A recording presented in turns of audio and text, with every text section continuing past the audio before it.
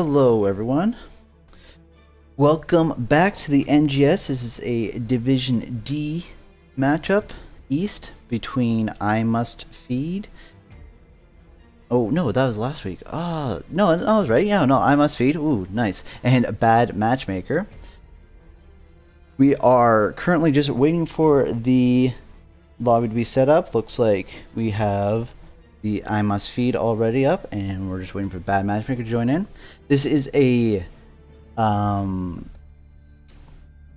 it says I Must Feed, I believe, is 4th, and Bad Matchmaker is currently 8th. Not due to any kind of point differential, just because of the alphabetical order. We are going to be looking at Volskaya Foundry for the first one today. I Must Feed banned out Alterac Pass and Battlefield of Eternity. Bad Matchmaker banned out Dragon Chart and Volskaya Foundry. That means that Bad Matchmaker will have first pick coming into this. Let's just see if the teams are ready. Ready? Yes, Night will be victorious. He's going to just destroy everyone, I believe. Right, Night, you got this. But no, we're going to have a nice competitive game today. We are going to try and get to game 3. That'd be the absolute best case scenario. Just for a little bit of fun and to see if we can't see a couple of the newer maps. Remember that we did add in Hanamura Temple for Season 10. However, they banned it out. Sky Temple has been kicked out, Hanamura Temple brought in, but it's been banned, so nothing like that. We also get to see May. We got to see it last week in our Division E game, but we are going to be able, we might be able to see it today, unless it also gets banned out. I don't believe that she is particularly strong in the current meta. She can be burst down, and people have found some counters to her, but I think we can definitely see it. Looks like the teams are all loaded in.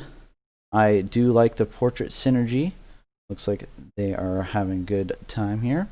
What else can we say about Volskaya Foundry? Volskaya Foundry, I would like to see the teams try to focus in on a little bit of camp clear and making sure they pick up those camps at the very beginning, as those items do regenerate very quickly. And if you capture it right at the 1 minute mark, you will be able to get a second turret camp per se at while fighting over the first objective, which will give you that distinct advantage and hopefully snowball from there. The teams are, looks like the Bad Matchmaker is ready, and we're just waiting on the I Must Feed. After this, we'll see who wins it. Obviously, they'll decide if they want first pick, first ban. Good to note that I Must Feed does have a sub tonight. That's Gully. They used to be on the Church of Murky, I believe, is what I was told. And we'll see how well he can mesh with the team. With them being a sub, he probably is not too like, he might be slightly familiar with how they play, but it'll be interesting to see how well he does with the team. Nice. I'm hoping that, as I said, I'm hoping we get a very competitive game. It'd be interesting to see what strategy the winning team of the First Protector utilizes. I have seen a couple of new strategies, or not new strategies, it's misleading. I've seen a couple of different strategies lately, and I feel like it'll be interesting to see what the winning team uses.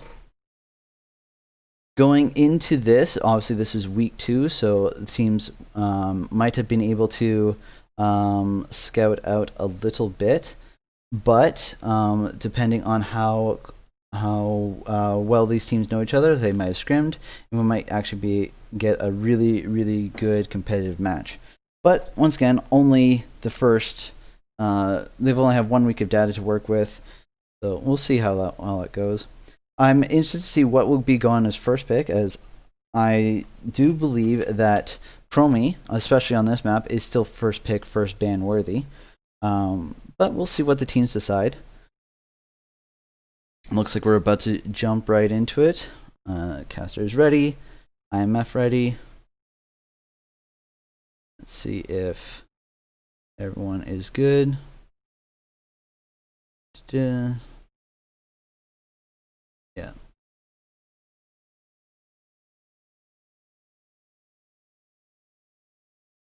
Interesting.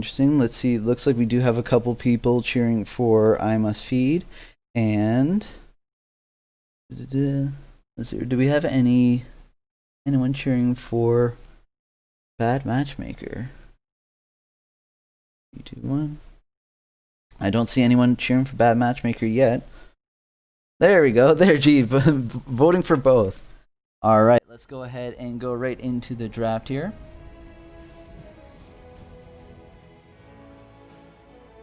Everyone's loading up. Looks like Bad Matchmaker does have first pick.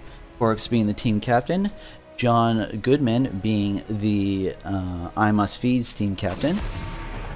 Oh, and there it is, May. I was just talking about how we might be able to see a May as these as it is her first season that she's available, and she's banned. Decent ban, not gonna lie. If you're not used to playing with her, it's a decent ban. She can also be very oppressive. Ooh, a MEPHISTO ban as well by I Must Feed.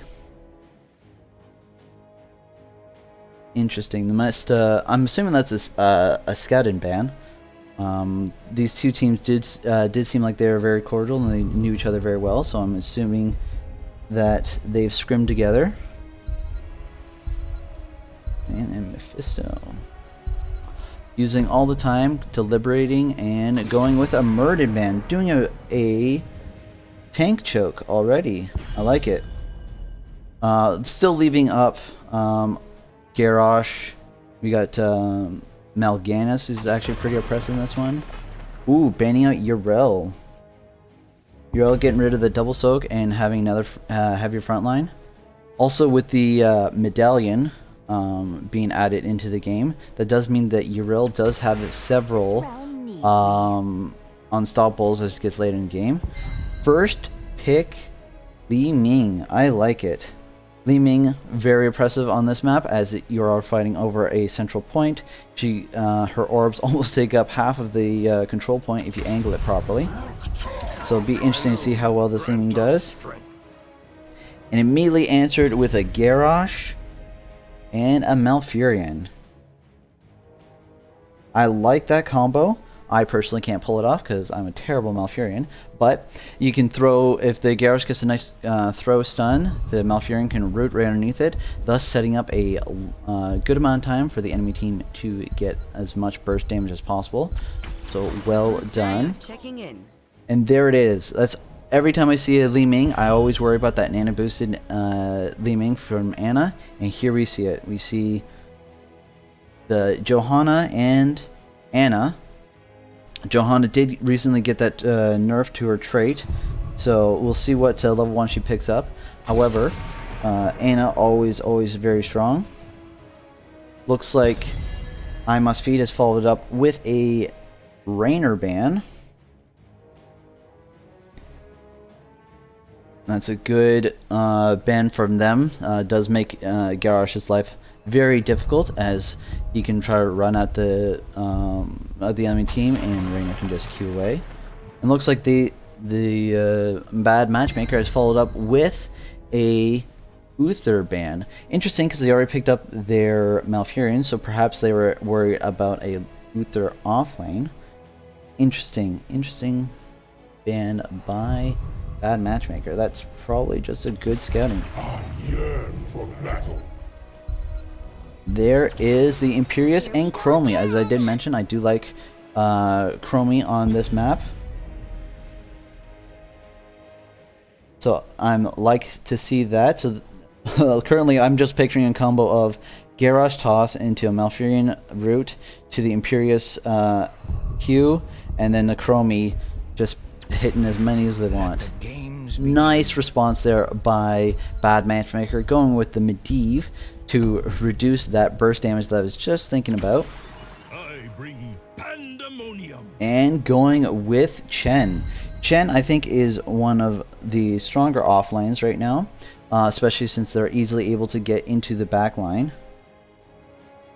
and be very disruptive. And unless you have a lot of interrupts, he's very hard to peel off. Even Chen. How is I Must Feed going to finish off their draft? They're going to go with the GREYMANE. They do see the Chen and the Johanna having a high health pool. Very possible that they are going to use Cursed Bullet, but also dive onto that Anna Li Ming. I really do like this draft. Well done by both teams. So, well done by both teams. Let's see what they're going to do going into this first game.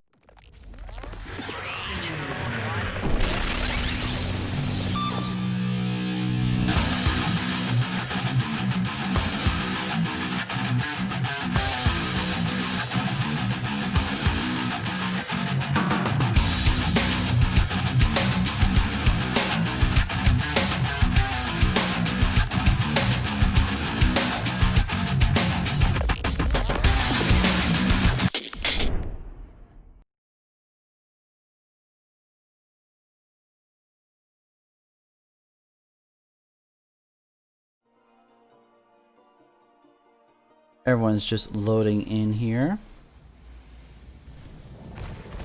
Commence combat preparation. All right, go ahead.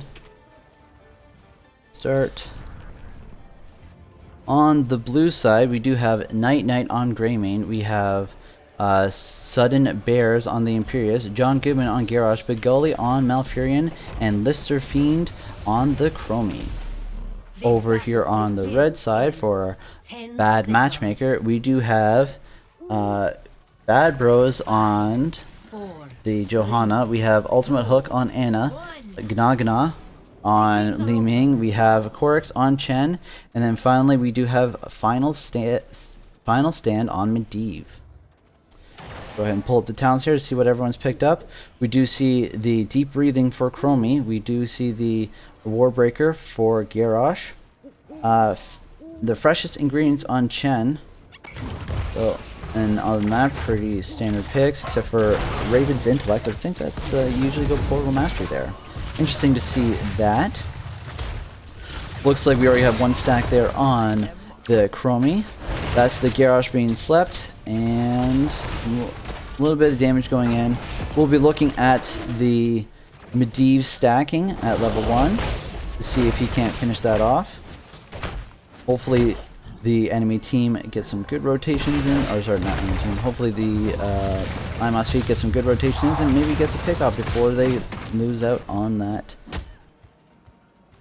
quest being completed. Looks like Chen was able to do a double rotation as the Bad Matchmaker's wave clear is a little bit less than the I Must Feed. Looks like as soon as the 1 minute hit, we do have Imperious scouting out the bush, and I Must Feed taking their turret camp. You also see here that Bad Matchmaker is also taking their turret camp. Well, slightly later, so during the objective, we will see I Must Feed's turret come up first. We do have GREYMANE pushing in the top lane. Medivh catching that soak. Nice little slowing down the rotation there by Garrosh, getting another stack of his Warbreaker, getting 2. Chromie still sitting at 1 and has time troubles for her level 2/4 ability. Unstoppable, or Indomitable, sorry, by the Garrosh being picked up. Getting ready to throw that Johanna once again, and a nice time stop to a W by Chromie. However, Medivh was there to stop all that damage, so well done. Let's have a look at the stats so far. We do see that the top hero damage is Garrosh. All respect Garrosh here. 1,788 with Imperious at 1,192. Li Ming and Medivh are battling it out here for Bad Matchmaker, so hopefully they see who wins. We do see that the Anna and Li Ming are taking their, what is this? I don't know, camp? Call it camp. And at the exact same time, we do have GREYMANE taking it for I Must Feed. So, very well done. Both teams are going to pick it up at the same time. Looks like it's going to crash right in the middle, and it's going to be a 50-50 draw to see who wins. We do see that 41 seconds left on the fortification camp for I Must Feed, and 57 seconds left for Bad Matchmaker. We do have Bad Matchmaker rotating up to the top lane to clear out that wave to give pressure to the top lane, so making I Must Feed respond to that. Well done. And while they're responding to it, we do see Bigali trying to get as much percentage as possible and backing off just in time before he gets collapsed on. Down here in the solo lane, the two solo laners are dueling out. Resources are being used, health on Bad Matchmaker side and mana on I Must Feed. Here we do see Garrosh coming in and trying to get a good Indomitable and flip, was not able to. So that is a pretty good cooldown always there for 40 seconds. There's the first turret out right now for a Bad Matchmaker, and I Must Feed has used theirs. Chromie getting that damage in with deep breathing now at 7 stack. Mobius Loop being picked up as their level 5, I believe. 5 and 7. Nice flip onto the Chen there. Chen using their E to stay alive, and Imperius going down from that Li Ming. Li Ming is going with the ore build, so getting that reduced cooldown and additional damage for further shots. Looks like the Johanna did get pulled, or did get tossed. However, the Medivh was there with that, what is it called? Portal? No. Shield. I'll call it shield. With the shield to absorb some of that damage and heal him up. Chen taking a little bit of damage there, but Anna healing up just nicely, sitting back. Very difficult to get onto this Anna with this heavy front line. Be interested to see how they're going to respond to that later in the late game. Garrosh about halfway to health and gets taken down, and Pierce right behind it. And GREYMANE just barely getting out. Another big orb there from the Li Ming. First protector is going to Bad Matchmaker. As I said, it's going to be interesting to see what kind of tactic they use. Let's see, they are pushing in the mid wall and rotating all the way up. Looks like they are going to go with the 4-man to the top lane. Chen is down here in the bottom lane getting that soak, rotating to the mid lane to pick it up and keep that XP lead. It is a level and a half XP lead right now. They are looking to take down this well. There it is. Well done. Ha ha ha. It looks like they're going to keep pushing in this top wall. The reason why you always want to take the minimum the well in top lane is because the next objective is in the top lane. And if you can take down that well, you do have an advantage going in. During all that, the Anna did take out the Garrosh, I'm assuming with the help of the Li Ming. And without a tank and Chen rotating up, it is a 5v4, which should mean that this fort is going to go down, which is very big for the first objective. Here comes the minion wave, so you don't have to worry about taking that fort aggro. While this is happening, you do see Imperius trying to catch up on the soak. It is level 10 to level 9 right now. Fort goes down. We do see I Must Feed taking out their camp, so now they are going to have the camp advantage, or the fortification advantage, on the next objective, as the Bad Matchmaker hasn't taken it. However, they did notice that they just took the their fortification camp, and they do have level 10, so they're going to go ahead and take the support camp, which is very important. While that was going on, the siege camp was taken up by I Must Feed.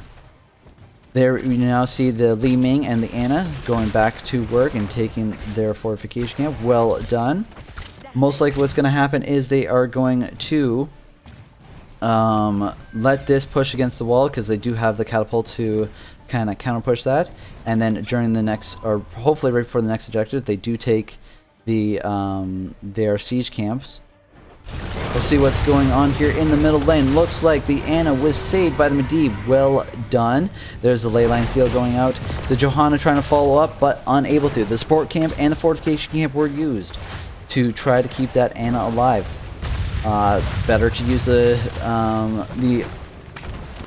ooh, nice. Better to use your items than lose them, as it were. Chen and Imperius just dueling out here. Looks like Chen is getting better of this exchange. The I Must Feed has rotated top lane to try to catch up on levels. They are looking, or Bad Matchmaker is looking to get level 13 before the next objective, which should be popping up very shortly. Let's have a look at the stacks here. Chromie just needs one more hit on her W to finish deep breathing at 1. We do see Repulsion, Leyline Steel, Blessed Shield, Nano Boost, and Storm, Earth, and Fire for Bad Matchmaker. For our I Must Feed, we'll look at that after. Chen might be going down. No, she is able to get the Earth, Wind, and Fire off right before the Imperius comes in with a 3-man stun. Following up, and Chromie getting that damage out. All those extra Chens are going to make her damage look a little bit better. I'm not sure if we just saw that there, but the Nano Boost came out mid-combo for the Li Ming, which was able to take out the Malfurion. Well done. Getting those resets and Nano Boost falling off. Almost getting the Garrosh, but unable to do so. They have taken their siege camp, so it's now pushing up against this keep wall. While they have the level 13 advantage, they can, looks like they're sending Chen to go ahead and channel the objective. They're going ahead to take down this wall, and with the Medivh are going to go ahead and take the fortification camp. The I Must Feed's fortification camp. They do have level 13, however there is one top, so they might contest this. Nope, they are going to let it go. The Imperius going in with the Spear, the Celestial Charge, unable to have any follow-up with onto the Ana using her Sleep Dart onto the Imperius and Chromie, being able to go away. That is a 70% charge onto the objective. They might be rotating back up. They are going to be picking up the support camp on the way, as they still do have level 13 to I Must Feed's level 12. You do see Imperius down here trying to pick up that extra XP, so this support camp is going over uncontested. The siege camp is going to be taking a gain by I Must Feed. Medivh is looking to scout out to make sure that they are not taking their fortification camp, which they are not. Rotating back in, probably going to catch a little bit of that soak mid lane. There it is. Johanna is stepping up a little bit, trying to make sure to be the scout there for the team. The Medivh did finish Arcane Rift, so that is going to be extra damage out by the Medivh. All spell damage at the moment, but looks like it's working out very well for them. Let's have a look at John Goodman going in, trying to harass that Johanna. Johanna getting the shield from Medivh and living. However, Garrosh not so much. The leyline still does go out. Look at the Chromie going in her hidey hole, trying to get away, and she might be able to. Looks like Medivh is going to be teleported back. Johanna is in onto that Chromie and does eventually get the kill. So does the Li Ming on that Imperius with the help of the Chen. So that is a total of 8 kills to none right now. The Medivh doing a lot of work stopping that burst damage that we were expecting out from the Chromie. They are just going to go ahead and push in the top lane. That is going to be getting keep damage. Keep, obviously, what you want to see. That is a good job on the Garrosh to get that Chen. However, the Medivh portal coming out right on time to save that Chen. And Chen using his Q to jump over the wall. Well done by the Medivh. I'm thinking that they might want to ban Medivh going on, because that is a strong Medivh player if I've ever seen one. The keep is at 30-40%. They are backing off a little bit as they are taking a lot of damage from the Chromie. Medivh can't shield up the protector. They're leaving the keep at 40%, trying to probably go over to the fort, get a little bit more pressure in mid lane. Going to be able to get a little bit of damage out. However, it is about to fall. The Ana is in there, so Ana might be stranded a little bit. That is a 2-man Q from Imperius. Leyline Seal going out. Li Ming using some of her cooldowns here, but gets the nano boost. Look at Night Knight. He is almost down, and so is that Imperius. That is one kill right there. That's reset on Li Ming. She's going after the Malfurion. Malfurion goes taken down. Is she going to go after Garrosh next? She is, and that is almost Garrosh being taken down. Barely being able to live a little bit longer, but still taken down by the Li Ming. Li Ming getting those resets and doing some work. Once again, the Medivh getting those shields right when they need to, saving their team. So many potential kills, so many saves by the Medivh. 11 kills to 0 now, and the bad matchmaker is going after that top keep. Teak is going down. Is that a portal to bait their team to go to core? No, it is just a back way. It looks like they might take the siege camp on the way out. Oh, it's being pinged. They do have level 16 over the over I Must Feed. However, they are just gonna call it off and go back and get the support camp instead. Support camp, very important. Next objective is going to be in the bottom lane where you have the 2 conveyor belts, so it's going to be a very narrow fighting field. So support camp being taken out, fortification camp being taken by I Must Feed, desperately trying to get to that level 16 before this next objective. Next objective shouldn't be up for a while. However, we do see the Imperius in the top lane, so bad matchmaker knows this is a 5v4 for a little bit. Looks like the Johanna's been thrown, and we do have Miguel using his Tranquility to keep Garrosh alive. Everyone's backing up, Medivh Portal helping them to get out. By the way, the level 10s by I Must Feed is Warlord's Challenge, the Cursed Bullet, Tranquility, and Angelic Armaments, followed by Temporal Loop. Bad matchmaker going ahead and taking their fortification camp, looking to regain that control over the map. Chen pushing in this wave, trying to get this wall down, while the rest of his team goes ahead and kills the siege camp. Looks like it was pinged out by John Goodman, hoping his team was able to follow up, and as you did see Chen in the bottom lane, so that was a 5v4. Looks like they're still trying to look for it. The Garrosh going down once again, a 5v4, 16 to 18, gets taken out. That Ana grenade really preventing his healing, really damaging that Garrosh. Imperius looking worse for wear at 600 health. Does he make it out? He does. The Johanna being able to stay alive from that Medivh gets taken out. The GREYMANE getting taken out by the Medivh and Li Ming. That is another reset for Li Ming. However, using this advantage, the Chen is going to go ahead and try to push in this top wave to try to make sure that I Must Feed has to respect that push. He is able to back out, and looks like the bad matchmaker is pushing on this wall. Hopefully they're going to be aiming for this well. It is a 16 to 19 and a bit fight right now, so then there's still another 6 seconds left on that GREYMANE. They probably won't be able to get a fight here until before bad matchmaker gets level 20, so it looks like they are going to be losing this objective. They're desperately going to be trying to get as any XP where they can. Good news is that it is going to, if bad matchmaker does go towards the bottom lane, they are going to go against the fort. However, looks like they are going to be picking a fight here, as they did see Medivh in the middle lane. This is their last fight. It is now 17 to 20. The Garrosh did get a good flip and used his Warlord's Challenge. However, Medivh was, the Johanna was able to walk away. The Celestial Shard used by Imperius getting 2 but getting knocked away. You do see that the Li Ming does take down the GREYMANE. Mana boost just ran out, and looks like the I Must Feed is incredibly low. There goes the Chromie. The Garrosh is all by himself, and he's about to be taken out, and there he goes. Once again, that's Ana picking on Garrosh. That's 2 kills by Ana on Garrosh so far this game. Let's have a look at her stats here today. So Garrosh is once again being left out, not due to any poor play, but that Ana grenade really preventing his self-healing and the Malfurion from healing on him. Looks at 69,000 damage by the Li Ming, 35,000 damage by the Chromie. Thank you very much, Ana, for boosting up that damage.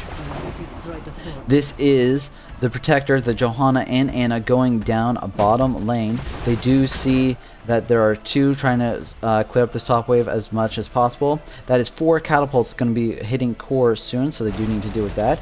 The Protector is now onto the keep, going after the well, now going straight over to the keep itself. Li Ming going full ore build, I believe. Not quite. Did go with the Lucianist at level 13. She was pelting the keep for now. Looks like a great leyline steal done by the Medivh. The nano boost on the Li Ming's out again. Night Knight is being taken down. That's a reset on the Li Ming. Is she going to go after Garrosh again? Garrosh getting that shield, getting that healing. Was able to live. However, the keep did get taken down. Chen moving in all he's got, and the Garrosh does get taken down once again. Chromie being taken down once again. That burst damage was too quick for her to use her timeout. That is a GG. Well done by Bad Matchmaker. Really well done. That is a very, very good Medivh. I would be very surprised if Medivh was not banned out for the next game. You can see here the final tally is 19 kills to 0. That is insane. Well done, Medivh. I don't know how many saves you've gotten, but you deserve all of that. You can see here the top damage is by Chromie on I Must Feed at 42,654. The XP contribution, Imperious 10,513. Chen at 13,000. Chen did have a 17 out of the 19 kill participation, so that does mean a little bit of extra XP for him. Top damage is Li Ming at 78,016. Well done by both teams. Very competitive. I would be very surprised if Medivh makes it through on the next draft. We'll see where we end up and how well we do. Basilisk is asking for next game to be on Tomb. We shall see. While we're waiting for the next live to be brought up, we're going to take a quick break.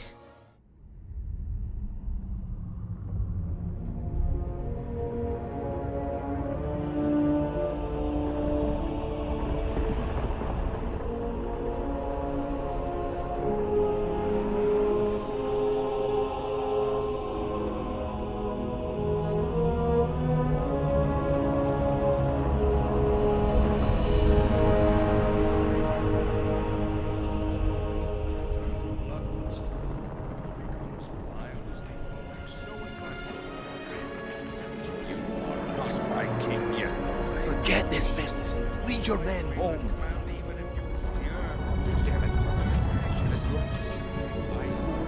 You lost your mind on this. You lied to your men and betrayed the mercenaries who fought for you. What's happening to you, Arthur? Some prince will find only death in the cold.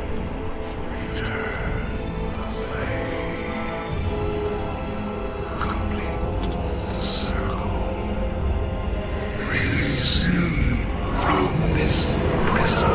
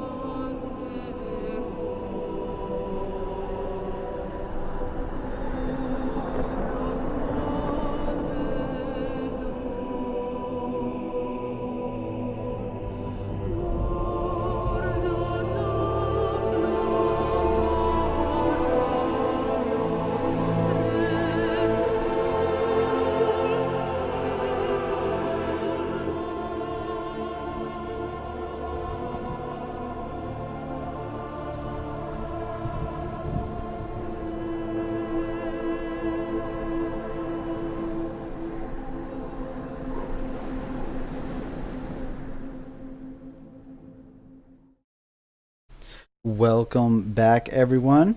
We are looking to go into the next draft here.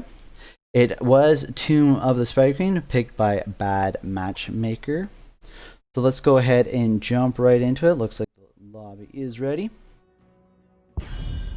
We are going to see what the first ban is by I Must Feed. Are they going to ban out that Medivh once again? Be very interesting. I was looking at the chat and looks like people are saying that that was a master player on the Medivh. Looks like they are going to ban out the Yrel once again. Oh, man. Interesting. That must be very player specific, and Bad Matchmaker is going to be banning out the Mei.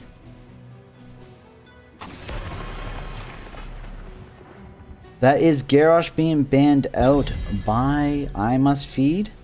They played it last game. Maybe they don't like it this game. They played on the last match, which was Volsky Foundry. How is Bad Matchmaker going to respond to this? That is Mei being banned out. They don't like the Garrosh, so it is a slight tank choke here. Are they going to continue with another tank ban? Looks like they've banned out the Ana. Ana being banned out. Alright. How is I Must Feed going to respond to that? They do get first pick. Are they going to go with the Medivh themselves? Is Medivh not that strong on this map? And are they going to go with prioritizing wave clear? Are they going to go with another tank first pick, as they did pick up the Garrosh and Mouth last time? They do pick up the DECKARD. Begully getting his DECKARD Cane here. And that is immediately responded with a MEPHISTO ETC pickup by Final Stand and Bad Bros. Okay, so now we are going to see how they are going to respond to this. Looks like it is a Johanna Jaina. Very good combo. Does allow them to have really good wave clear. And Jama getting Johanna here. Done. Now we're going to see what kind of what they are going to be banning out here. Most likely an auto attacker, or perhaps even an off lane.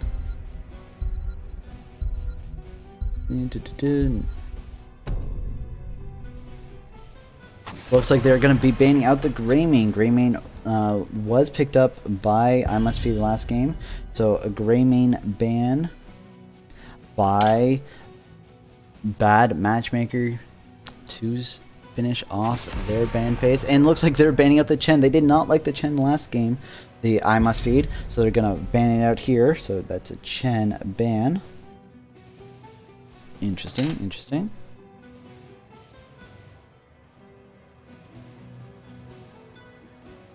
And Bad Bros picking up EC. How is Bad Matchmaker going to respond? They still need to pick up a healer and an auto attacker. Looks like they're going with Sylvanas and Blaze, leaving the healer to the last pick to see how are they going to respond to I Must Feed. Let's see, and then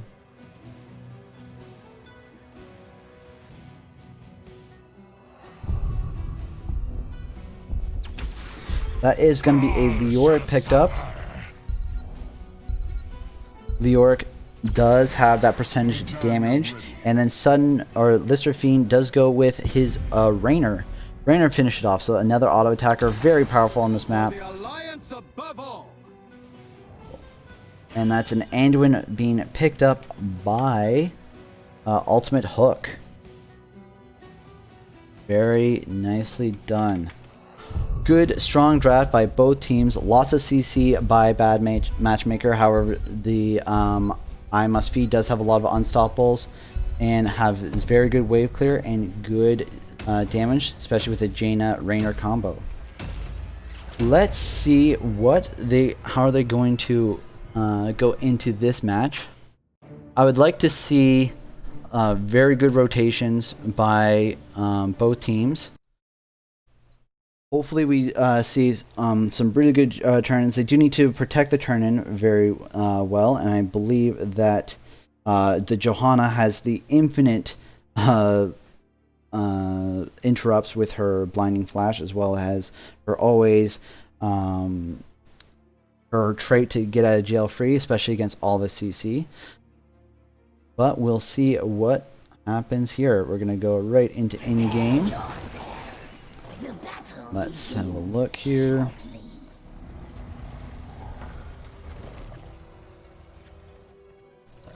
For I Must Feed, we do have... let's just make sure I have everything up here. Yes, we do have Raynor on Listerfiend. We have John Goodman on the Johanna. Sudden Bears on Leoric. Big Ollie on Deckard, Kane, and Night Knight on Jaina. Over here on to the Bad Matchmaker, we have Corix on Blaze. Gna on Sylvanas. Ultimate Hook on Anduin. Bad Bros 85 on ETC. And a Final Stand on Mephisto. Let's go ahead and pull up the talents here. So on level 1 we do see the Sapphire being picked up by Deckard Kane, adding another slow in for the Raynor to get his ace and hole value. Jaina already getting 1 glow for Fingers of Frost. Over here on the Bad Matchmaker, we do see ETC picking up Prog Rock. We have Corix picking up Adrenaline Stim Pack. The soul laners have gone to the soul lane, souling everything out, and Leoric is already at a little bit low health. Does we get a kill immediately on the first one? He is at 150 health. Barely makes it out. Well done. Gonna have to use that tap to stay in the lane to make sure they don't lose out on any of that XP. We do have the Blaze coming in for a rotation. The ETC following right up. The Raynor being rooted by the Anduin and getting that kill. Well done by Corix. You can see here he did have that advantage into the soul lane. Rotates mid and gets the kill. We did see that the I Must Feed did have the rotation advantage, however it stayed a little bit too long. That is a Johanna being taken out as her D was still on cooldown thanks to that recent nerf. Was not able to get out, and Bad Bros was able to slide and secure that kill. Night Knight being able to clear up that wave very, very quickly. And now rotating down. Look at the ETC anchoring that bush, doing a great job making sure that there's no easy rotations by I Must Feed. Using his face mail to check the bush. And we do see Blaze rotating in mid, trying to get that double soak, as Sylvanas has rotated down to the bottom lane, going for a sneaky take onto the siege camp. Blaze rotating back down to make sure that Leoric does not sniff this out. We do see... Alright, I don't know why that's up there. We do see the... this guy. We do see Bad Matchmaker still rotating, using that Mephisto wave clear and the Anduin wave clear to try to get as much as possible. Mephisto cut out a little bit, but not able to collapse. ETT using his power slide to get out of that Deckard route. Well done. Mephisto using a shade, going in, getting a little bit of damage. Looks like they did miss out on almost a full wave, the Bad Matchmaker, as it did collapse into the towers.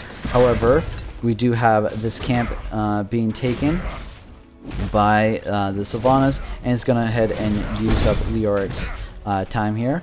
We do have the two teams almost on par level. Little slight XP advantage due to the camp take by the Sylvanas. So, let's Mephisto picking up all the gems as possible. The Bad Matchmaker just needs one more gem. There it is to finish off, and now they do have a turn-in threat. This Johanna using her Unstoppable, doing a great job. However, getting rooted by the Anduin. ETC coming in. That Leoric using his percentage base damage. That armor's not going to help you. And everyone's able to make it out, tap, and looks like I Must Feed is going in for a quick turn-in, starting that all necessary turn-in to try to get their first web loser phase. Looks like Johanna did get a whole bunch of damage there, but still has her Unstoppable and is able to get out. That is a great life grip by the Anduin, pulling the ETC out of that Deckard route, and sure enough, there's going to be a lot of damage to follow up on that. Let's have a look at our stats here so far. Looks like the Rainer at 9,730 is leading I Must Feed, and then we have 12,169 by Mephisto leading the Bad Matchmaker. As I said, John does have really good stalls for this map, and you can see here she used their blinding flash and then her trait W to go in there and make sure that you got that interrupt. 3 more gems is required by Bad Matchmaker in order to get the first turn in. Korix has it. We have ETC has it. Mephisto is desperately trying to get in. Looks like Mephisto might get this in unless the Rainer sees it. He does not. Well done by Bad Matchmaker getting that first turn in, and let's see how are they going to use it. Remember, this is a Sylvanas empowered push, so whichever lane they decide to push in might get a ton of value. ETC going in aggressively, trying to get anyone caught out. We do see Leoric and Blaze rotating between the lanes. Looks like they are going to be pushing top lane. Mephisto using the shade to go in, and ETC getting a little bit low, but was able to get out. We do see Blaze rotating top briefly to try to get as much damage as possible. Looks like I Must Feed is clearing this out too well for Bad Matchmaker, and they decided to rotate away. That is the top one being taken care of. That is the Leoric being taken out. Sorry, I missed that. And that is going to be 12 gems lost immediately there. That is going to put them back a little bit for the next tournament, but I think they might still actually have it.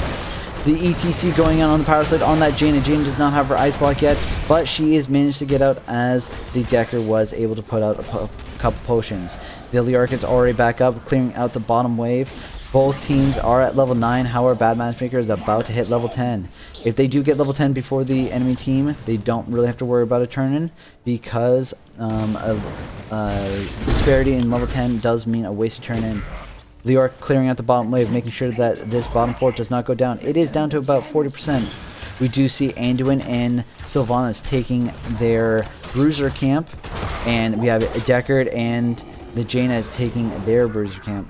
That is going to be I Must Feed getting their bruiser camp out first, so that means that their bruiser camp is going to go against the full towers of Bad Matchmaker, and that is level 10 being picked up by both teams.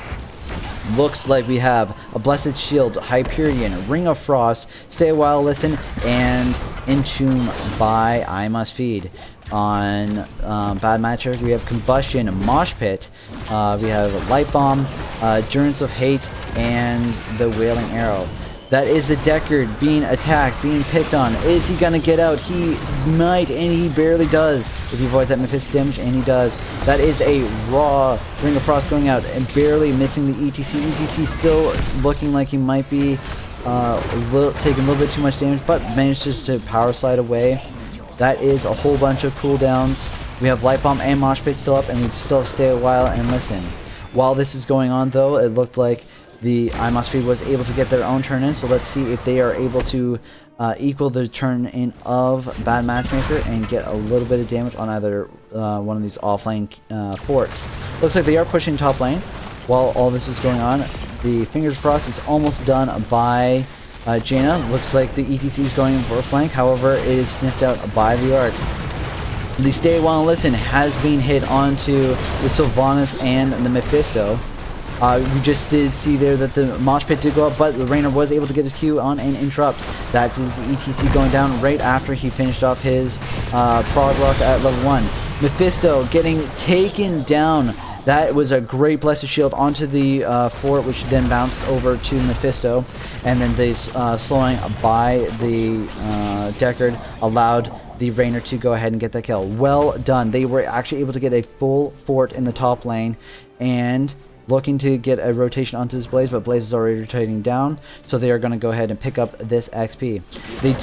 We're able to get the same XP level now, and actually a slightly ahead, and Fingers Frost has now been finished off, so that is an extra 10% damage by Jaina and less mana worries. We do see Blaze here using his medallion, trying to get out, but you can't go through a solid wall.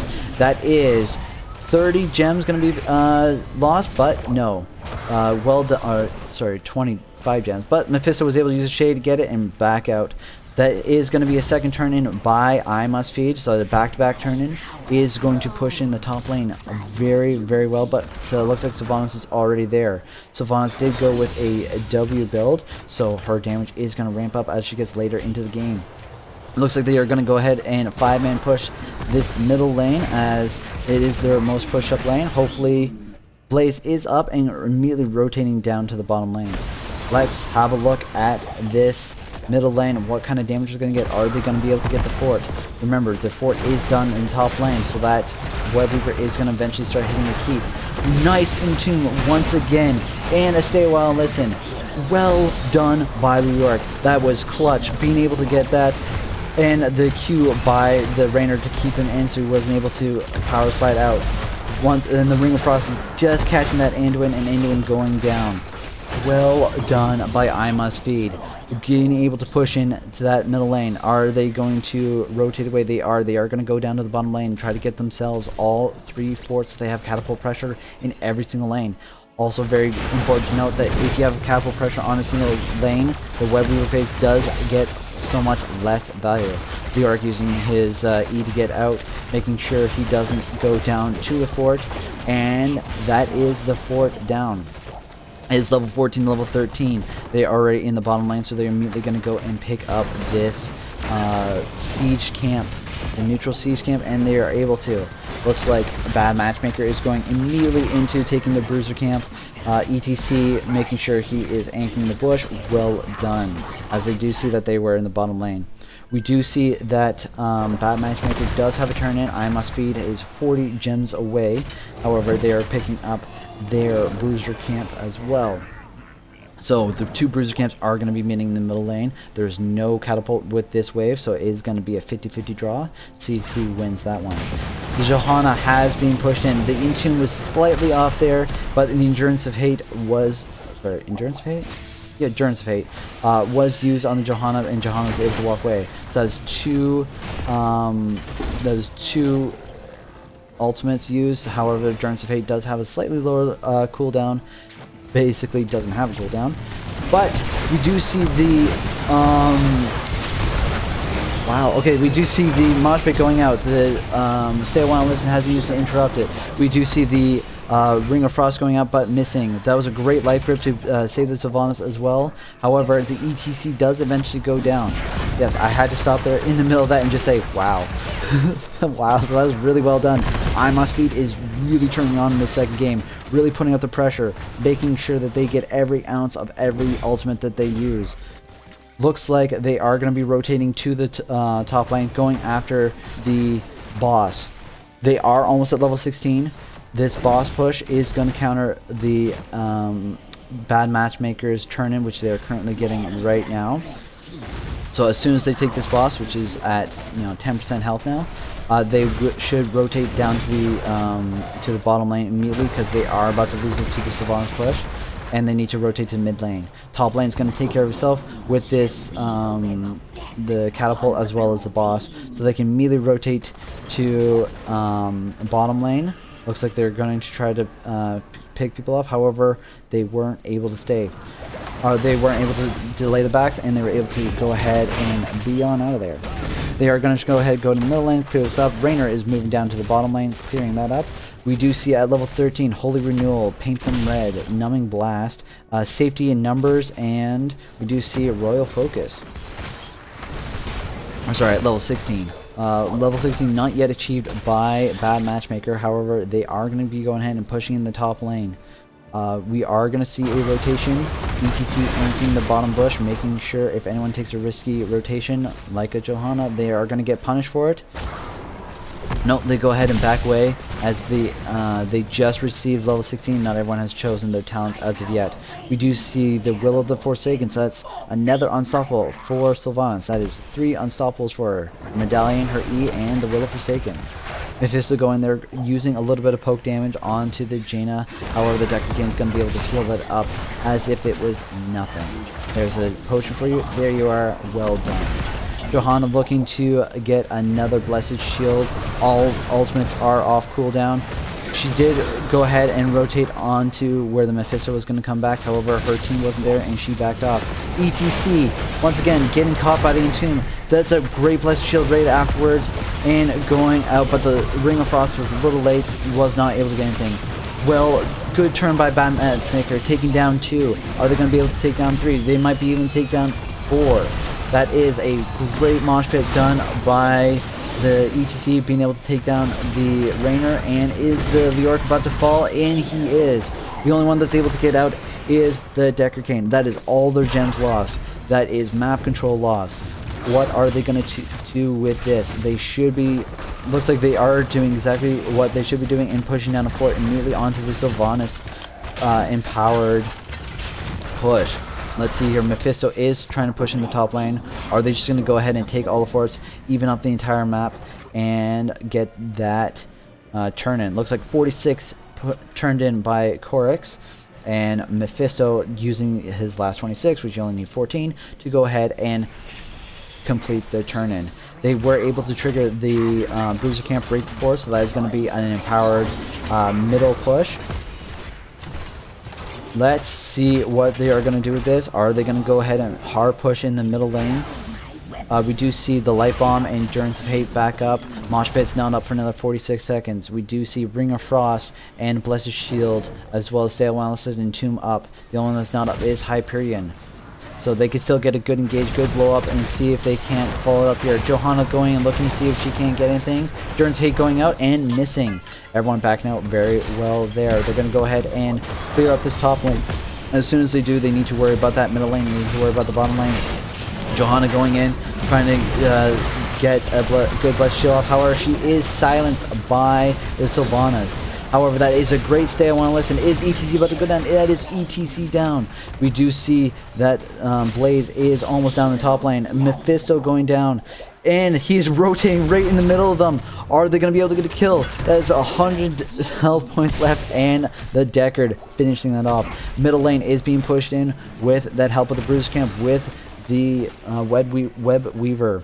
The bottom Web Weaver was cleared out thanks to the minion wave. Looks like they were able to go ahead and clear everything out. What are they going to do with this advantage that they have for the next 40 seconds because of the Blaze? They do not have a turn in. They still need another 31 gems. It's slowly going to be reduced, obviously. We do have Leoric clearing out the bottom lane. We do have the Siege Camp and the Bruiser Camp up. Looks like Night on Jaina is going to go ahead and start that. Leoric is right there to help her out. We have Anduin and Sylvanas going ahead and pushing in that top lane a little bit. Not overstepping, though, as it is just the two of them. They can make it if they try, but it's just the two of them. Yes, that's right. That is, what, is that Al Green? No, that's not Al Green. Oh, that's, Bill Withers. Yes, he actually died this year. But that's Bill Withers for you. Ladies and gentlemen, I will not sing again. Please don't ask me to. Looks like we have the ETC, Sylvanas, and Anduin rotating down to the bottom lane to take a look at that siege camp. They are just checking out. They do not see anyone there. They do see the Johanna power coming in. Is she going to use the Blessed Shield? She does. That is the Anduin being taken down immediately. That is a level 20 Entomb. So that is no mosh pit for the ETC. That is an easy, quick 2 kills. Well done. They now have 17 more gems. They need another 9, I believe. No, 8 now. They need another 8 more gems. 30, 40, 18 more gems. Whoa, caster math. They need 18 more gems to get the turn in. They are immediately moving into the top lane to get the boss for the second time this match. It is going against a pretty open top lane. Looks like Bad Matchmaker is just going to be rotating down to the bottom lane. They probably will be taking this siege camp as a consolation prize, as they should know that I Must Feed is going to the top lane. I must say this is a completely different match from the first matchup today on Full Sky Foundry. It is a 11 kills to 8, so I Must Feed is actually leading in kills, whereas you remember on Full Sky Foundry they had 19 kills to 0. Looks like it's going to be a big flank here by the Leoric rotating down. Korix is going to go ahead and try for a sneaky back, and no, he is sniffed out by the Johanna. The Johanna, as being picked up, interrupts his combustion and gets taken down. So that is going to be Corix being taken out. However, while they were going ahead and trying to clear that up, that is the boss that was left unpushed, uncontested, being almost free cleared by Bad Matchmaker. I'm not sure if that was the best choice for them. However, they were able to get a turn in right off that boss clear and that kill. That is 38 seconds left. Let's have a look at our damage numbers. We do see Raynor at 54,000 damage thanks to the slow by his friendly team helping him out. And we do see 56,000 damage by Mephisto. Looks like the ETC was scouted out there to make sure Johanna does not get a flank. We do see Mephisto coming in, getting that poke damage onto Night Knight, the Jaina, able to go ahead and heal up. Thank you, Deckard, and potions. We do have all of the ultimates up here for I Must Feed. Blaze is still down for another 2 seconds, and his ultimate is down for another 10. That is the Hyperion going out, and the Endurance of Hate going out and missing. Well done, good dodges. The Raynor is getting the keep aggro because of his Hyperion. However, the keep does go down. We do see keep going down in top lane, and the bottom lane keep is getting pressured. Are they looking for one more kill? They do see that the Blessed Shield was out, got caught out the ETC, and the Blaze ETC got saved by the pull, but Blaze was not so lucky. The Yurk does go down, but he's going to get that trait value. So Johanna does go down, but there's no trait value there. The keep is being damaged. It's at 79%. 75% this catapult is still attacking it. However, they're now trying to run away. We do see that the Jaina has been caught out and gets solo noshed. But with all that happening, we do see that the keep was lost in the bottom lane. That's now 59% for Bad Matchmaker.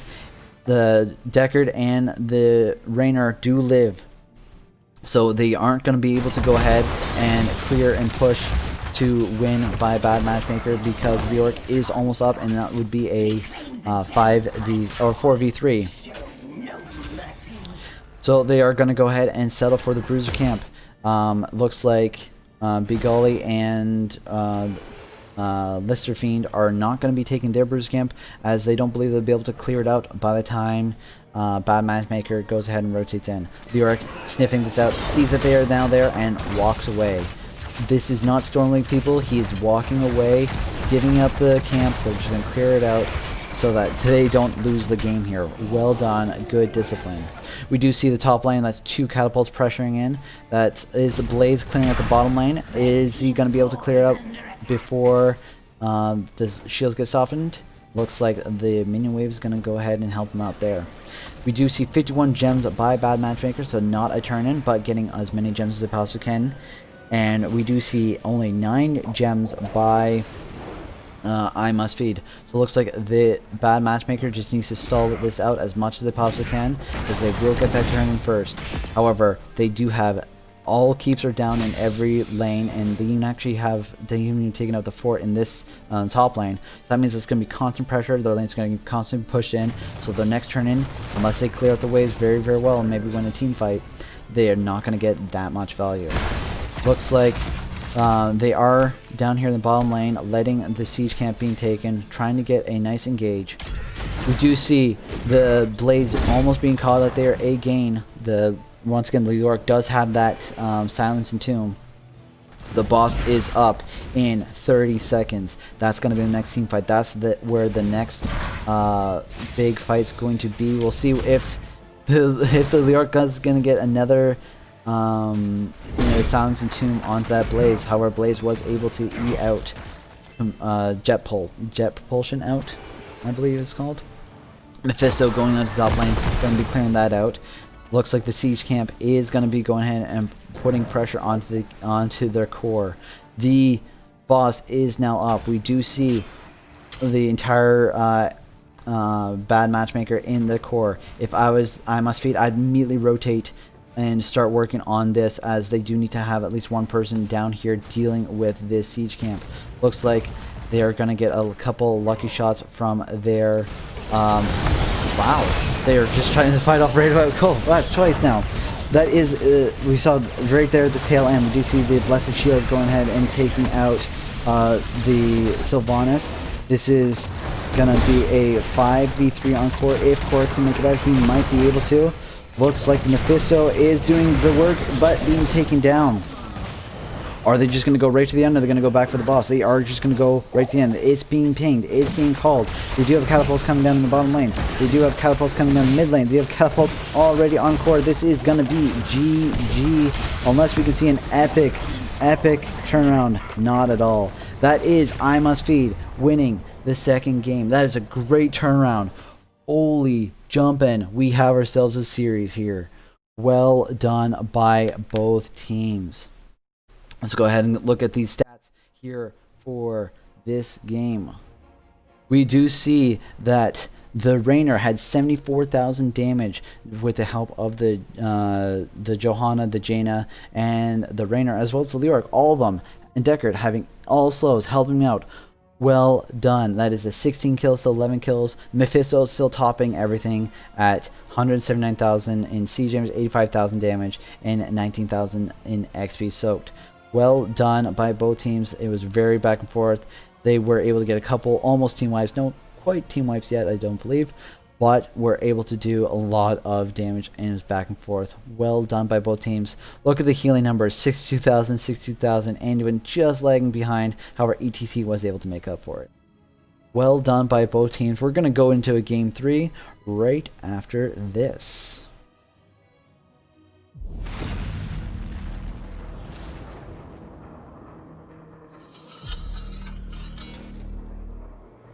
We have a realm to destroy. So shall it be.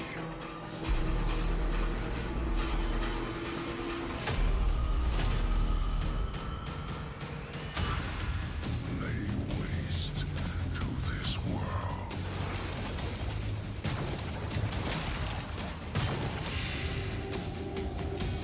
Strength in unity.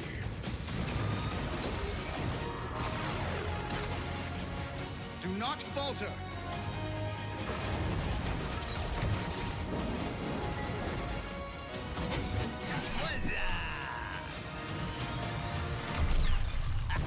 Nice one. Cold as ice.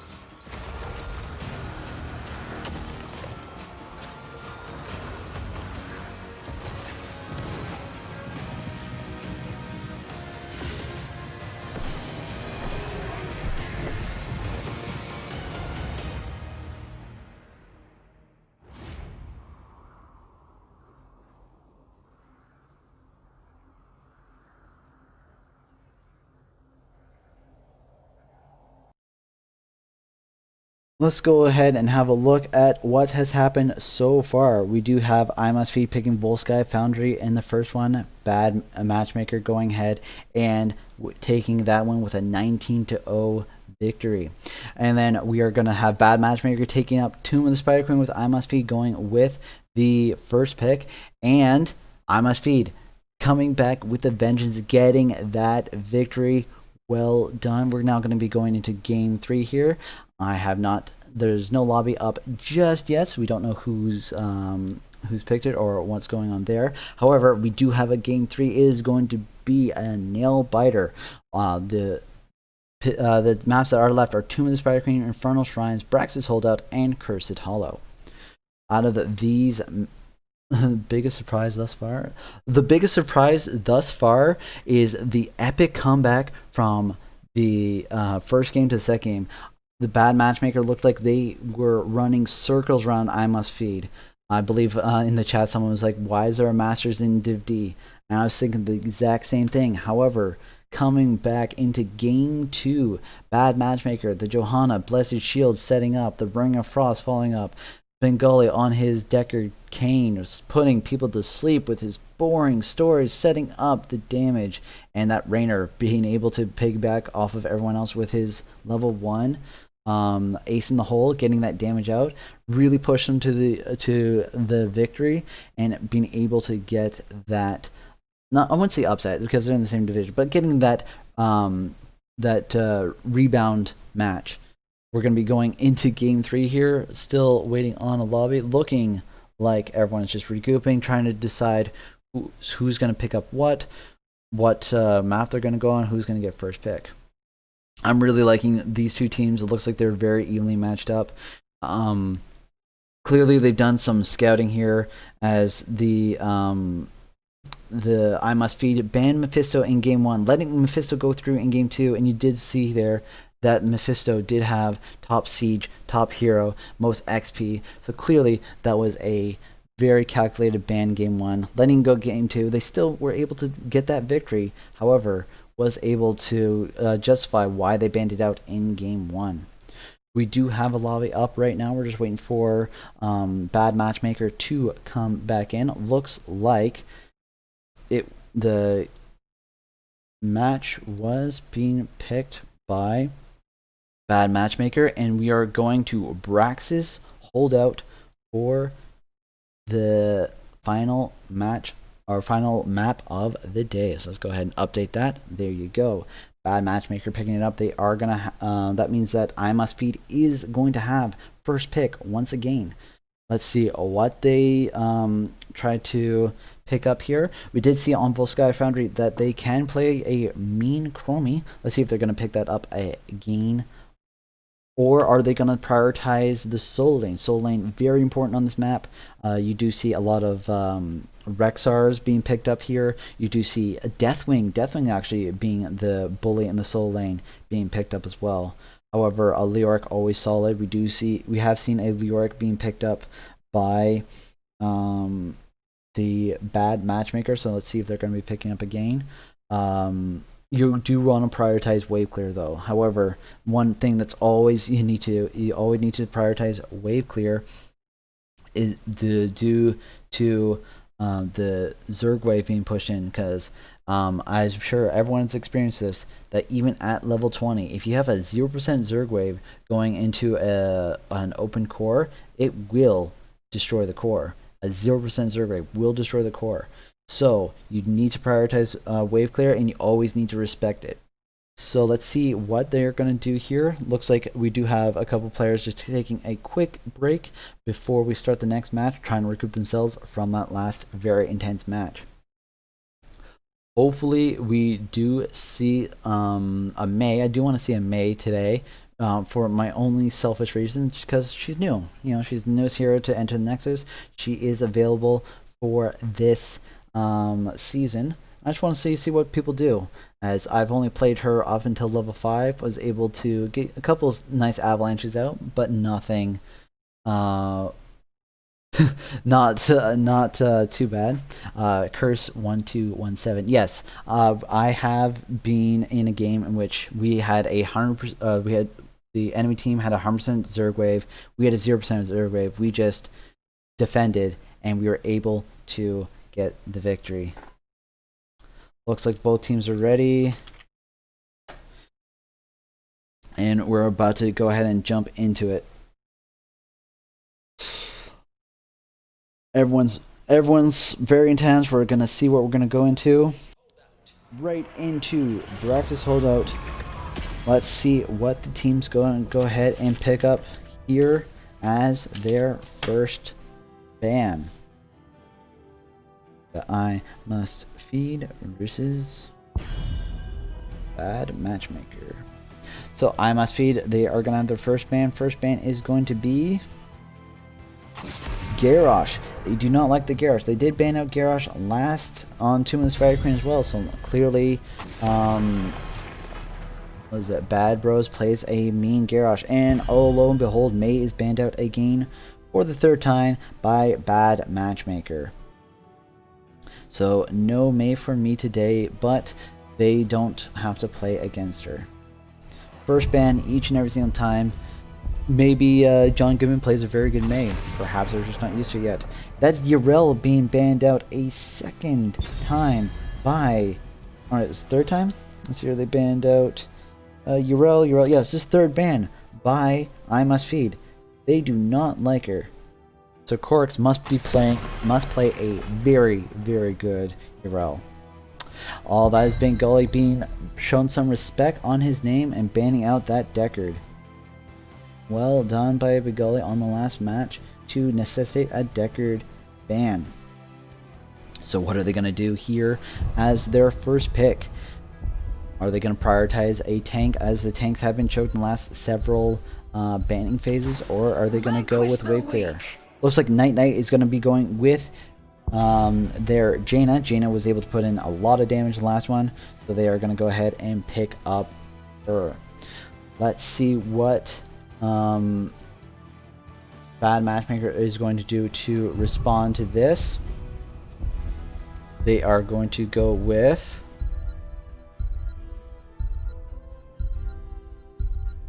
Oh, Phoenix.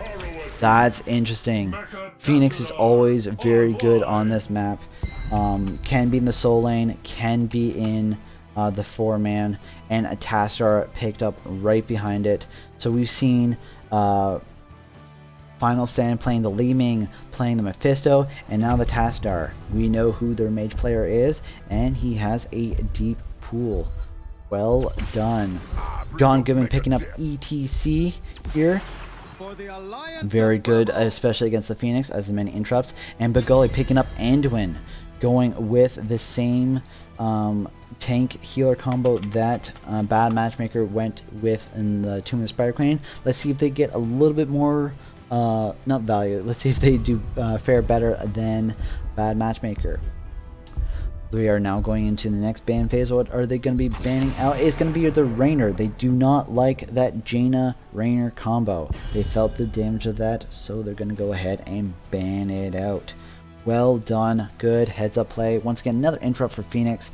Best way to counter Phoenix is with any kind of displacement or interrupts, because if you can actually displace his teleport, puts it on full cooldown, and Phoenix is kind of left there hoping he doesn't get hit. Let's see what else they're going to be picking. What else are they going to be banning here on I Must Feed? They go ahead and ban out the Diablo. That's that tank choke that I was alluding to earlier. So that is no Diablo on Braxis. What is Bad Matchmaker going to respond with? Are they going to prioritize the tank here? Are they going to leave the tank as the last pick because they know that they can't ban on anything else and no more tanks are going to be picked up, most likely, on I Must Feed? They go ahead and pick up the Tyrael and Rhaegar. Are we going to see a Bloodlust comp? Remember, Bloodlust has been nerfed. However, they still can pull it off. I'm thinking this is going to be a Bloodlust comp.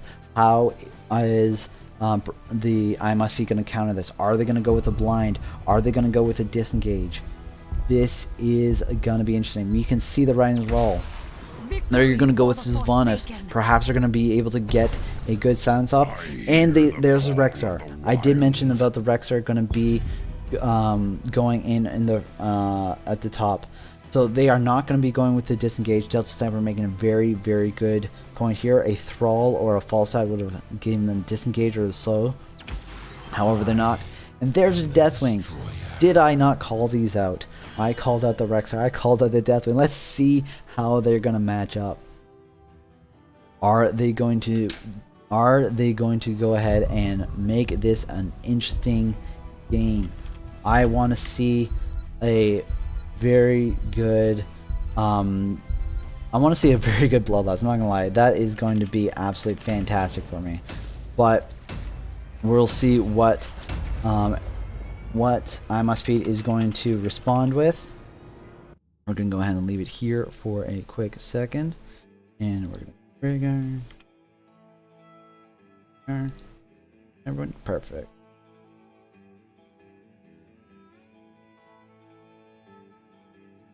This is going to be an interesting match. I want to see who wins the Deathwing or the Rexar. Deathwing can get a lot of damage onto Misha if he's not careful. But we'll see what happens here. Let's go ahead and go into the game. We're about to begin. For the I Must Feed, we are going to let's go ahead and this.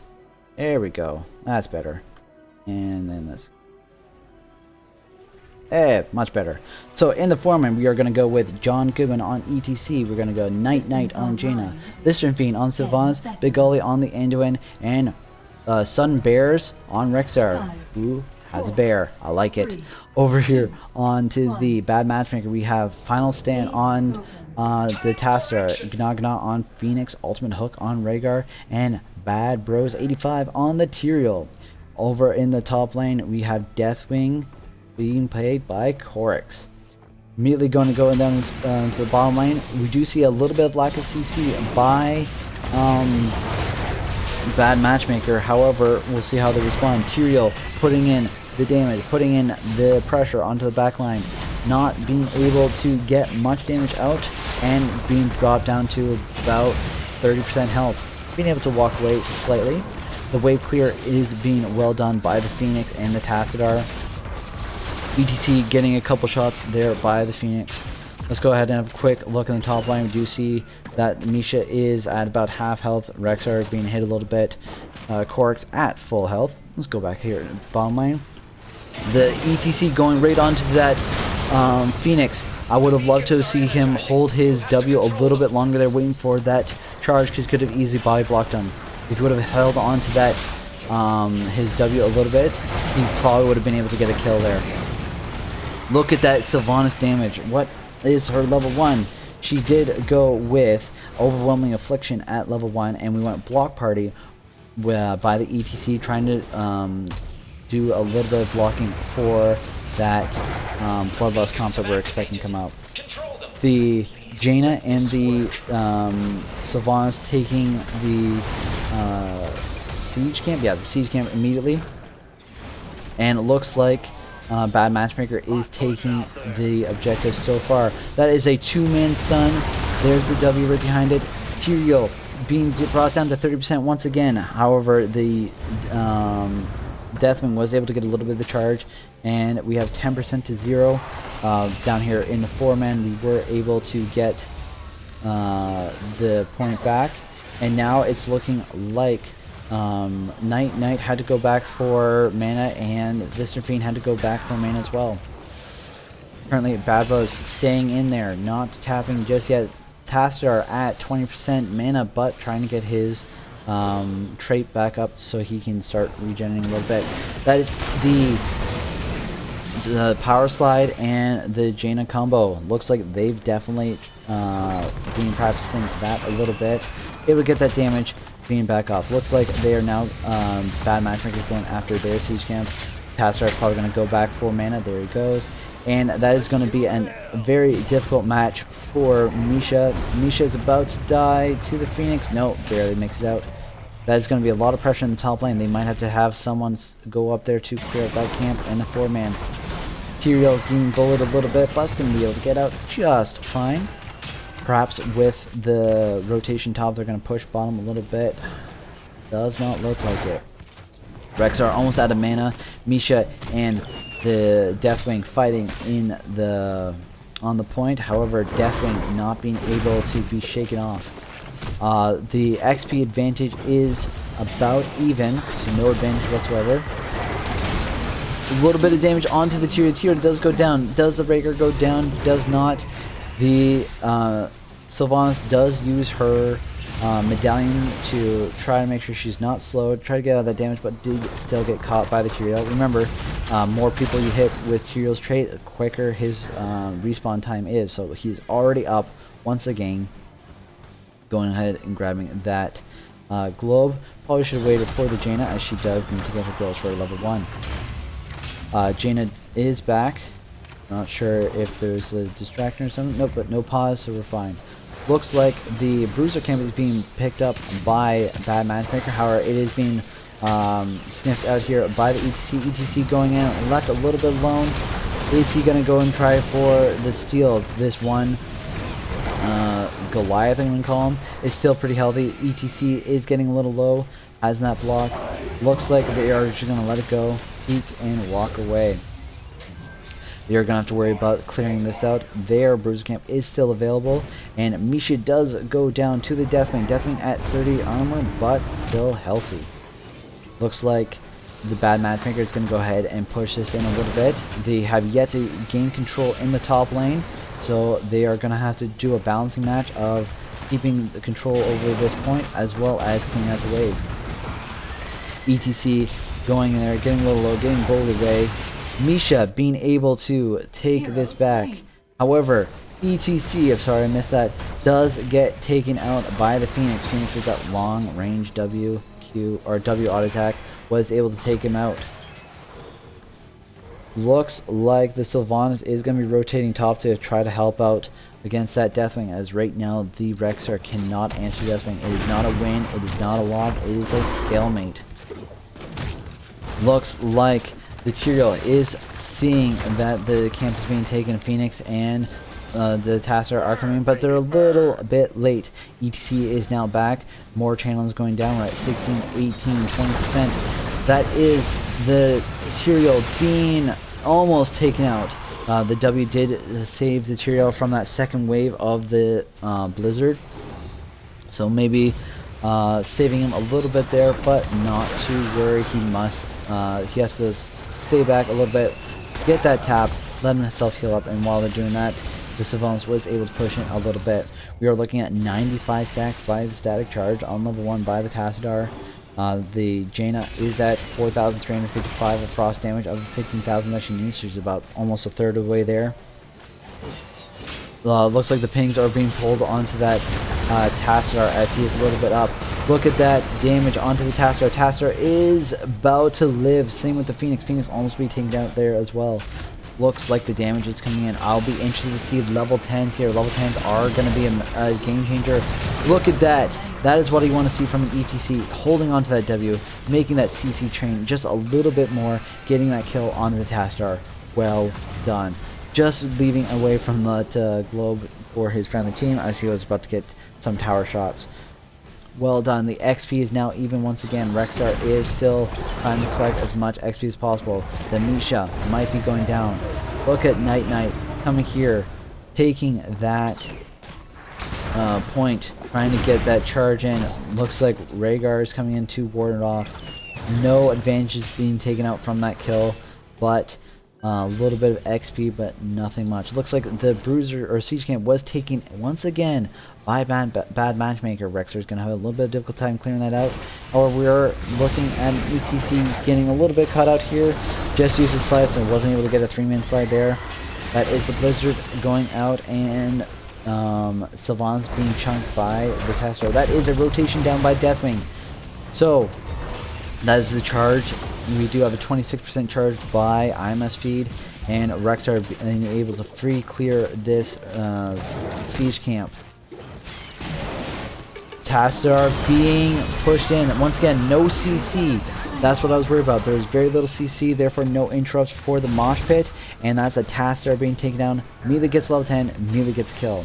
We do see the Bellowing Roar, so a little bit of CC to go against that the mosh pit by the ETC. Look at that.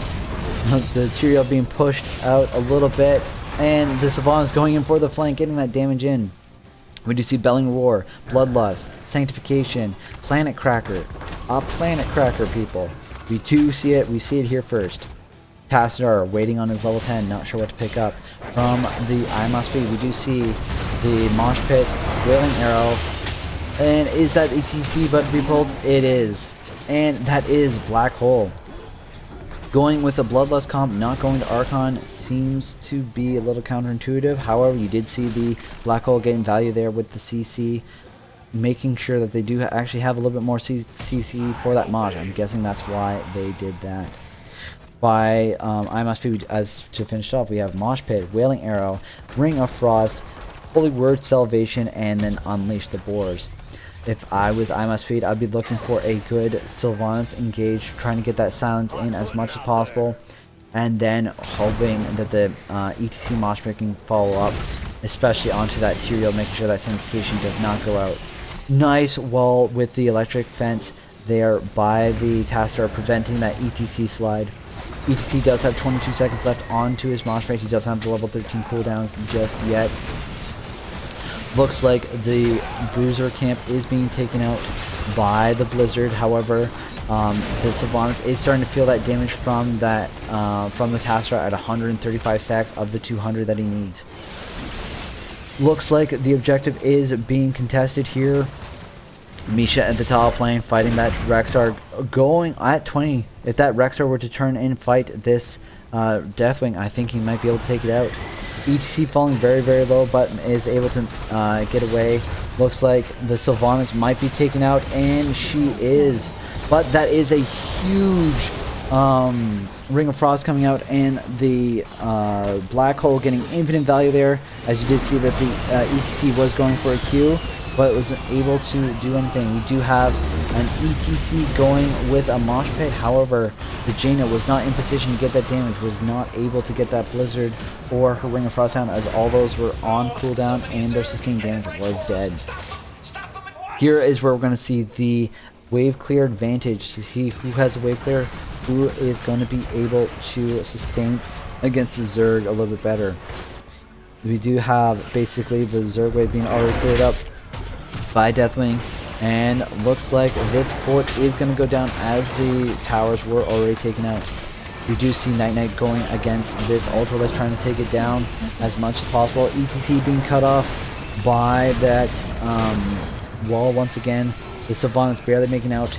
Now we do have the Frostbite being finished by Jaina, so she does have her Ice Block available for her. Looks like we are pushing in against the keep. These Guardians are getting those damage in. They aren't able to dive in. And look at that. Well done by a Bad Bro, using that double teleportation to try to bait out some cooldowns, and was able to get that ETCQ. Well done. Good job. It looks like the Night Knight's going ahead and cleaning that up, but was not able to get that double teleportation once again, and Ethereal was taken out, only hitting one with his trait, so a little bit of cooldown, but not much. What are they going to do with this? Looks like John Goodman's going to go back for that mana. Are they going to go ahead and take out the Bruiser Camp? Looks like they are. He's going to get Deathwing a little bit of trouble to clear that out, but Bad Matchmaker is going to go ahead and take their Siege Camp. With that, with the Bruiser Camp being taken, that does finish the Fingers of Frost by Jaina, so she's going to have that 10% extra damage. We do see Deathwing stalking, trying to see what he can scout out, see if he can get a flank on the Rexar, but Rexar's going to go ahead and back off. They are going to have constant pressure down here in the bottom lane, so they are going to have to worry about that. We do see that this is going to be basically a free clear onto these Bruiser Camp. Our ETC is looking to see if he can't get a Mosh. Mosh is up. The Sylvanas Wailing Arrow was used. 22 seconds remaining. So if he cannot get... That was a interesting Q. Was not expecting that. So Q is down for a little bit. Not going to be able to engage just yet. His main goal is to probably get that Taster, because he does have that Black Hole to interrupt the Mosh, and he should be looking to pick up that Tyrael. That is a 3-man Mosh. Look at this, they're going for the back line. They're going after the Rhaegar. Rhaegar is taken down. We do see the Bloodlust being popped right... Oh, sorry, not Rhaegar taken down. That's Taster being taken out. Bloodlust was able to be popped right at the last moment there, and he was able to stay alive. That is the Boars coming out, however, the Phoenix being able to walk away. What are they going to do with this kill? They do have 5 people in the bottom lane. They are about to hit level 16. Are they going to be able to even up this bottom lane? Looks at that root, the W to root, and the Blizzard combo. Well done. Good follow-up by Begoli. Nice patience by the ETC to get that W out to extend that CC time. While this is happening, Deathwing is getting free push in top lane, but he can't really push that hard, so not too much damage there. This is where the Bad Matchmaker's Zerg wave is going to be going. However, with Tyrael down for 12 seconds, level 16 advantage. I Must Feed is going for the boss. The boss is now at 10%, even less.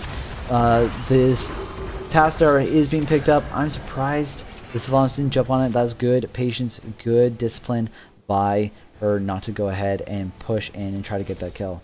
However, boss is pushing top lane. That is the lane in which the Zerg wave is going to be pushed in. So if they can take out this fort, that's going to be a lot of map control for I Must Feed.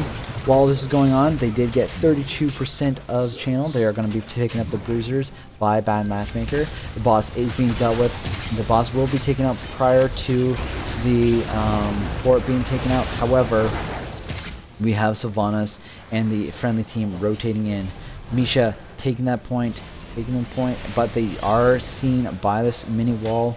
No real good chances for an ambush here. We do see Deathwing in the bottom lane. If I see that, I'd be pushing in, especially if it's Sylvanas to turn off the fort. Looks like they are going for the Tyrael. Tyrael was pushed, did use his sanctification. That is, wow, that is some value from the Planet Cracker there, being able to get that Black Hole Planet Cracker combo. Looks like the Anduin was taken out, as well as the Jaina here. That is disastrous for I Must Feed. They looked like they had an advantage, and they took a one bad fight, the Sanctification coming out, saving the Tyrael, and they were able to turn and take them all out. Well done by Bad Matchmaker to bring this in, bring it back. Are they able to get a lot out of this? They're going to be going over 4. Now there's going to be a full Zerg wave going in for the keep. Once again, they still have to respect a 52% Zerg wave is going to be able to keep if they don't match it. They're going to be getting the Bruiser to push in the top lane as well. All of I Must Feed is rotating top lane to make sure that they are going to be defending this. Deathwing is down here in the bottom lane to try to clear this the Zerg wave up. Not going to be able to get that much done. Looks like he's taking a lot of damage from the Zerg wave itself. But let's go up here in the top wave, see what they're going to be looking to pick up here. Only the boars were up for I Must Feed. How are they going to deal with this? Looks like they are pushing in, clearing out the wave. Only 67% of the Zerg wave is remaining. Night putting as much damage onto those ultras as possible, making sure trying to clear up as much as possible. Phoenix poking in. Nice bait of the Q from the Tyrael. This keep is definitely going down. However, are they going to be able to turn? Are they able to get anything out of this? Look at this bottom lane. I told you, 52% was able to get a keep. Deathwing was not enough to get that. That is a whiffed power slide and a mosh, but are they going to pay for it? Looks like the Rexar is being being picked on, might be taken out. Looks like the Planet Cracker and the oh wow, okay, the Planet Cracker and the Wormhole weren't able to sync up there. The Sylvanas was able to take out the Tyrael. However, the Phoenix was able to take out both Rexar and Sylvanas. Looks like the Zerg wave, the blue Zerg wave, is still alive, is still pushing bottom lane. The Deathwing had to go up because he was getting too low. As I said, wave clear is absolutely imperative on this map. Deathwing just doesn't bring enough to the table. You had to send the Tassadar back, you had to send the Phoenix back to deal with that. The reason that I Must Feed got so much value out of that Zerg wave, they should not have been able to get that much value. However, it is almost an even match. This fort is just a hair breadth away from going down. The I Must Feed has taken their siege camp, which is going to be pushing against the open core. The Bad Matchmaker's siege camp is pushing against an open core as well. However, they're over here to clear it up. Both teams clearing up those siege camps, making sure they don't get any more value than they should. I Must Feed's Bad Matchmaker's Bruiser camp is up and available. The team is there. They are looking at it. However, boss is being scouted up by the Tyrael. I Must Feed definitely grouped together. ETC a little bit ahead. No one is there. They are waiting to see what happens. Do they have vision? They're going to send Misha, the sacrificial bear, in first. They are not starting it. They're backing away. Misha does see that the Tyrael is there and getting a little bit of damage. We do see Tassadar trying to come in cheeky, checking out this bush. Looks like they are starting the boss. Boss is already almost at 50%. Remember, we do see the fear from the Deathwing being able to have that point control. I Must Feed doesn't even sniff that out. They don't even know what that's happening. This is a free boss going bottom lane with that Bruiser Camp right as the objective is popping up or is giving them 30-second warning. This is dire for I Must Feed. They need to do something. They need to either turn this around or fight out in the lane. Try to clear this up quickly because they cannot afford to clean up this wave and the Bruiser Camp and the boss and lose the objective. That's what they're looking at. We do see that the Rexar has in the top lane. They are still down 20s. Got to mention that. They're also down 20s. So, this is a Bruiser Camp, 20, boss, push, 5-man versus 4. Are they going to be able to win? If I Must Feed loses team fight here, they do lose the game. They should just give up this keep. It is done. Wait to see if they go ahead and try to take one of these objectives. If they do, then you can push in. John Goodman being caught out a little bit. Is he going to be able to get out? He is. Being vulnerable, going down on the end and saving people's lives left, right, and center. That is the Deathwing about to be taken out. He is. However, that is the ETC as well as the Sylvanas being taken out. The Ring of Frost coming out. Rexar feigning death. Worst actor in the world. This is going to be GG as that is a still very healthy boss. Night was able to get a little bit of damage there at the end, but not enough. Well done by both teams. Narrow there at the end. Level 20 advantage with boss was able to secure them the victory. Good game. Well done. Great series done by both teams. Wow. Well done, both players. Or both teams, sorry. Could not be happier with that series. Let's go ahead and look at the stats here for today. 12 kills to 8. We do see that the Deathwing had 88,000 damage. That Misha took all the damage in the world. If we could have seen how much damage they took, we would love to see it. But he did self-heal for 66,000. Looks like Rhaegar at 52,000. Anduin at 92,000 healing. Jaina at 55,000 damage. Right behind her is Sylvanas. And Tasser, look at that Tasser damage at 83,000. Well done by both teams. Rexar was able to edge out in the XP a little bit. Well done by both teams. I'm going to go ahead and reach out to, I believe it's Crux. See if he wants to go ahead and, let's go to, let's go ahead and have that. You can see here, victory done by Bad Matchmaker. We're going to reach out to Crux and go yep.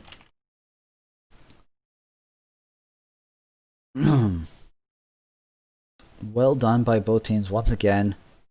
Let's go to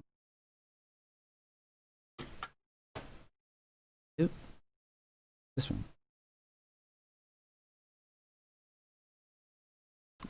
We are going to have an interview with Corix here in just a moment. There he is, Corix. How is it going? How are you feeling after that victory? Oof, man, that was rough. That was really rough.